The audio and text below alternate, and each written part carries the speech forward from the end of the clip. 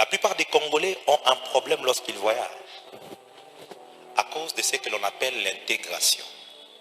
Déjà qu'ici au Congo, les Congolais ne lisent pas la Constitution, ils ne connaissent pas les lois de son propre pays. Et quand ils vont en Europe, ils pensent que l'Europe c'est comme le Congo. Ils ne connaissent pas les lois, ils ne cherchent pas à s'aligner aux lois européennes. Et du coup, qu'est-ce qui se passe? On l'invite en Europe pour les vacances. C'est pour les vacances. Et quand il y arrive, les autres Congolais qui ne s'en sont pas sortis non plus, là-bas en France, mais ils se convainquent. Non, ici la vie est belle, les choses sont bonnes, reste seulement. Non, toi-même. Et tu vois, ils viennent, ils t'offrent de l'argent, 50 euros, 20 euros, 100 euros. Et tu te dis, waouh, c'est la belle vie ici. Quelque temps après, tu te rends compte qu'il faut faire les papiers des réfugiés. Et tu vas mentir. Monsieur Kabila a tué ma mère. Et tu pleures. Il a tué mes parents. Et les dossiers doivent être traités. Ça peut prendre 3 ans, 4 ans, 5 ans. Et tu te retrouves en train de vivre dans la clandestinité. Maintenant, comment est-ce que les Congolais vivent là-bas? Comme les Noirs, généralement, se ressemblent, et l'homme blanc n'a pas le temps de regarder et de voir que vos nez sont différents, alors la plupart des Congolais, ils s'échangent des passeports. Il prend le passeport de son frère ou de son cousin et il va chercher un job et il travaille. Maintenant, qu'est-ce qui se passe? Les autres peuples, ils découvrent cela et ils sont en connivence avec la plupart des chefs d'entreprise. Et on t'accuse. Lorsqu'on arrive à la fin du mois, le jour où tu venais là seulement comme ça, tu as ta police, il y a contrôle, tu fouilles, tu laisses l'argent. Parce que ton envie de rester en Europe dépasse les besoins de gagner 1500 euros. Et tu te retrouves en train de souffrir. Pourquoi? Parce que tu vis dans la clandestinité. Tu n'es pas conforme aux lois de ces pays. Du coup, qu'est-ce qui se passe? Tu souffres. Tu es condamné. La plupart des Congolais, regardez, vous allez voir que si un Congolais va en Europe, il fait 2-3 ans. La première des choses, Ata Djoko, il devient clair d'éteint. Et ça fait rêver. Hein? Waouh, lui qui était noir, il est clair comme ça, il est devenu clair. L'Europe c'est bon. Non, il reste à la maison, il ne sort pas. Alors il prend les Clairmen et les Carolites. Il applique pendant 2 mois, 3 mois, 4 mois, il devient clair.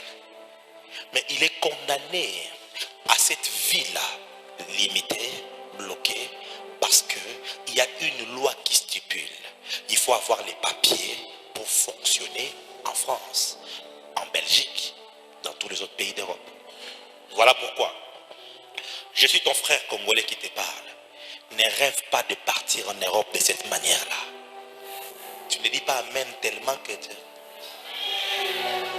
mon Dieu est capable de faire en sorte que tu aies suffisamment d'affaires ici au Congo, que tu aies suffisamment d'argent dans ton compte en banque, que tu partes dignement en Europe. À plusieurs reprises, on m'a envoyé des invitations pour aller prêcher en France. En Europe, disons, parce qu'il y avait d'autres qui sont venus de la Hollande et d'autres de la France, et une des invitations des États-Unis. Et quand ça arrivait, une seule chose qu'on me demandait, il faut gonfler ton compte en banque. Hein? Tu cherches l'argent, ou bien en combine, tu faisais des donc moi, Jimmy Mbaya, je dois être réduit à cela juste pour me mettre mes pieds en Europe. Je ne le ferai pas. Si Dieu a prévu que moi, j'aille prêcher dans les nations, il ouvrira dignement cette porte pour que j'aille prêcher dignement. Que cette même grâce vienne sur toi. Non, vous savez quoi? Notre église s'appelle JLC, C'est une église classe. Quand toi tu entres ici comme ça, tu es une personne classe. Tu n'es pas une personne qui sera obligée d'aller pourrir derrière les ambassades au la moto. J'ai pris que les prochains candidats, ceux que les prochains présidents puissent revoir les relations avec les ambassades. On doit apprendre à mieux traiter les Congolais. Comme prophète de Dieu. Là, je suis dans mon office de prophète. Je décrète et je déclare que les ambassades qui sont ici au Congo, ils apprendront à mieux traiter les Congolais. Est-ce que les Français qui vont demander le visa dans notre ambassade au Congo, on les laisse courir à l'extérieur, sous le soleil? C'est comme ça qu'on les traite? Pourquoi est-ce que pour un maudit ambassade, ce qui est un visa, il faut faire laisser les gens na bala? Ces choses vont changer. J'ai dit ces choses vont changer. Si un homme n'est pas capable de le faire, les anges de Dieu qui marchent avec moi, ils vont imposer cela. Tu ne dis pas amen, c'est comme si tu es congolais.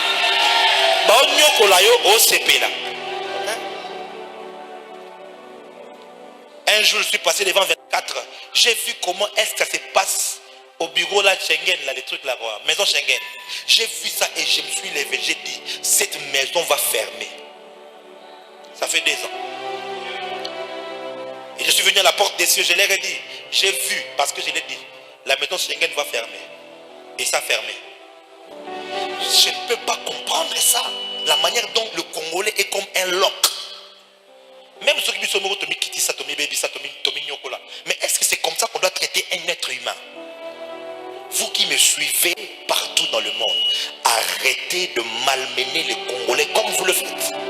Parce que le Congo est un pays des hommes de valeur. Un pays de femmes de valeur.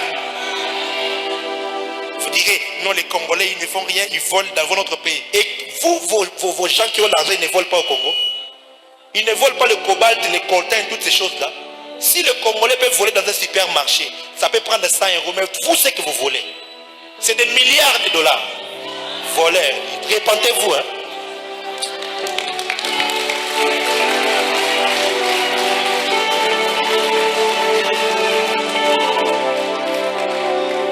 Alléluia. Comprenez ma passion pour le Congo. Non, mais c'est terrible.